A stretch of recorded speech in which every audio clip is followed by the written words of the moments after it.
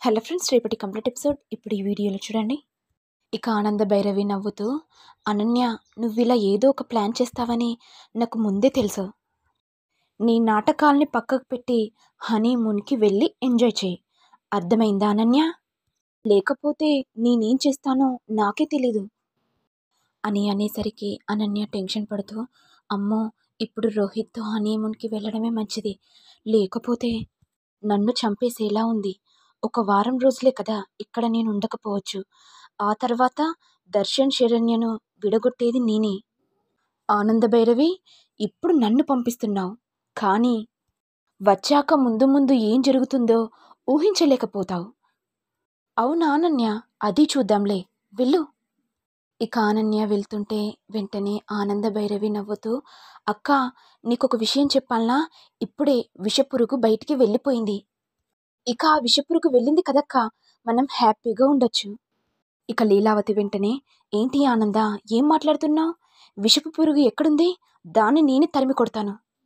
అయ్యో అక్క, నీకెందుకు? అంతా నేను చూసుకుంటాను కదా. ఆనంద, నీకు కూడా కాస్త సహాయం చేస్తాను. అయ్యో అక్క, అది నీ వల్ల కాదు. ఆ విషపు పురుగును ఎలా బయటికి గెంటేయాలనో నాకు బాగా తెలుసక్క. నువ్వు వెళ్ళి రెస్ట్ తీసుకో అక్క, అంతా నేను చూసుకుంటాను. ఇదంతా అనన్య విని, ఓహో, అంటే ఆ విషపు పురుగుని నేనే కదత్తయ్య, నాకు తెలుసు. మీరు నన్నే అంటున్నారని. వస్తాను కదా, వచ్చాక చెప్తాను.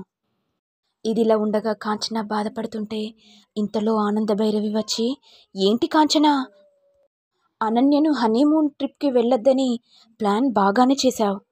నీకు గుండెపోటు వచ్చిందని ఎక్సలెంట్గా నాటకమాడావు. ఏమైంది? అనన్య వెళ్ళిపోయింది పాపం. ఇదంతా విని కాంచన టెన్షన్ పడుతుంటే, ఏంటి కాంచన, టెన్షన్ పడుతున్నావా? టెన్షన్ పడకు. నా కోడలి మీద విషపు పురుగును చల్లావంటే నిన్ను ఇంట్లో నుంచి బయటికి గెంటేస్తాను. అర్థమైందా కాంచన? ఏందమ్మి అలా మాట్లాడుతున్నావు? శరణ్య నా బిడ్డ లాంటిది. నేను తనకి పెద్దమ్మని. నేనెందుకు శరణ్యకు అన్యాయం చేస్తాను? ఏమో కాంచన గారు, ఇంట్లో వాళ్ళే శత్రువులైపోతున్నారు. ఎవరిని నమ్మాలో ఎవరిని నమ్మకూడదో అర్థం కావట్లేదు కాంచన గారు. అప్పుడు కాంచన మనసులో, ఇది నన్నే అంటుంది, నాకు అర్థమైంది. అమ్మో అమ్మో, దేంతో పెట్టుకుంటే నేను పైకైపోతాను.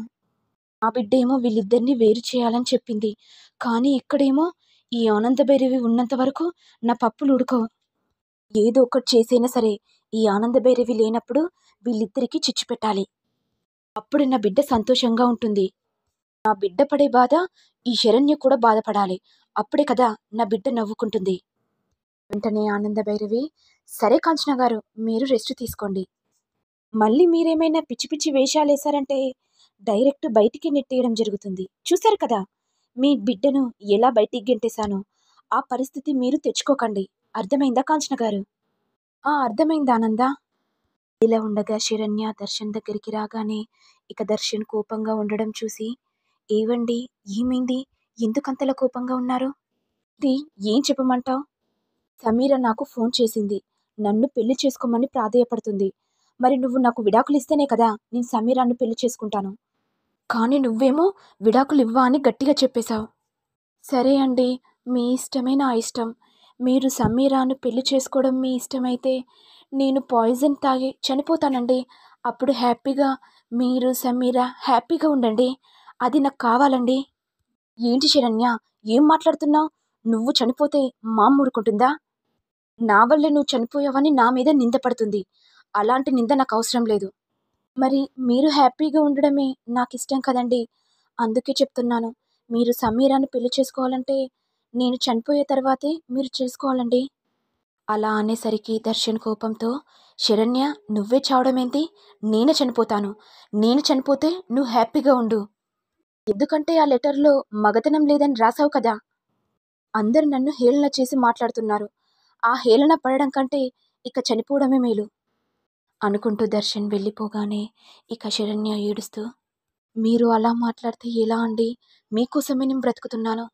మీరు లేకపోతే ఈ జీవితం నాకు లేదండి అని ఏడ్చుకుంటూ ఉండగా ఇంతలో దర్శన్ ఆనంద భైరవి దగ్గరికి వెళ్ళి, అమ్మా, నీకొక విషయం చెప్పాలి. ఏంటి నాన్న దర్శన్? ఏ విషయం గురించి? నేను సమీరాన్ని పెళ్లి చేసుకుంటానమ్మా. ఏంట్రా, ఏం మాట్లాడుతున్నావు? నా కోడలున్నాక నువ్వు సమీరాన్ని ఎలా పెళ్లి చేసుకుంటావు? దయచేసి నేను చెప్పేది వినమ్మా. పెళ్లి కాకముందుకు శరణ్యకి ఒక లవర్ ఉన్నాడు. భయాన నా కళ్ళతో నేను చూశాను. అంత కావాలంటే నువ్వే వెళ్ళడగమ్మా శరణ్యను నిలది.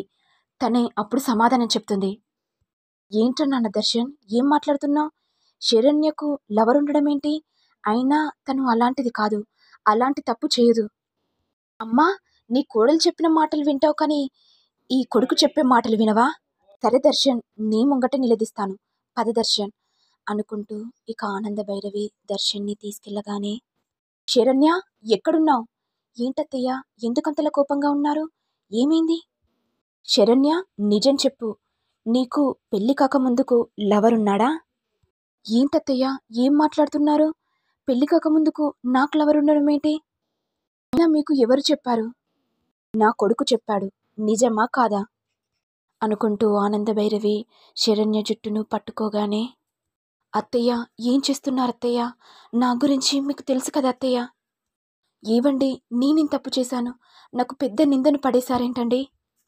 ఇక వెంటనే దర్శన్ మనసులో, సారీ శరణ్య, నీ మీద నింద పడితేనే కదా సమీర నాకు దక్కుతుంది. సమీర ప్లాన్ చెప్పడం వల్లే నేనిలా డ్రామా ఆడుతున్నాను. నువ్వు నా జీవితం నుంచి వెళ్ళావు, నువ్వు నాకు నరకం చూపిస్తూనే ఉంటావు. మరి నిన్ను వదిలించుకోవాలంటే అబద్ధం ఆడాల్సి వచ్చింది. ఏం చేయమంటావు శరణ్య? నా సమీర గురించి నేనెంతకైనా దిగజారుతాను. అమ్మా, నేను నిజం చెప్తున్నానమ్మా. పెళ్లి కాకముందు శరణ్య వేరే వారితో మాట్లాడుతూ బండి ఎక్కడం నా కళ్ళతో నేను చూశాను. ఇప్పుడేమో నాతో పెళ్లి చేసుకుంది. ఇక ఆనంద భైరవి వెంటనే, ఏంట్రా నాన్న దర్శన్, మరి పెళ్ళయ్యేటప్పుడు ఆ విషయాన్నైనా చెప్పొచ్చు కదా, ఇప్పుడెందుకు చెప్తున్నావు? నాకెందుకో డౌట్ అనిపిస్తుందిరా. ఏంటమ్మా, నా మీద నీకు అనుమానం ఉందా? నీ మాట ప్రకారమే ఈ శరణ్యని పెళ్లి చేసుకున్నాను. కానీ నేను నిజం చెప్తే నువ్వు నమ్మట్లేదు. ఇప్పుడు నీకు ప్రూఫ్స్ ఎలా చూపించాలమ్మా? అంటే నువ్వు నీ కొడుకుని నమ్మవా అని అనేసరికి ఆనంద భైరవి మౌనంగా ఉండిపోతుంది. మరి నెక్స్ట్ ఎపిసోడ్లో ఏం జరుగుతుంది? ఆనంద భైరవి కొడుకు చెప్పిన మాటలను వింటుందా, లేకపోతే శరణ్య చెప్పిన మాటలను వింటుందా అనేది నెక్స్ట్ ఎపిసోడ్లో చూడాలి. మరి మీకు వీడియో కనుక నచ్చినట్లయితే లైక్ చేయండి, షేర్ చేయండి, సబ్స్క్రైబ్ చేయండి. Thank you all.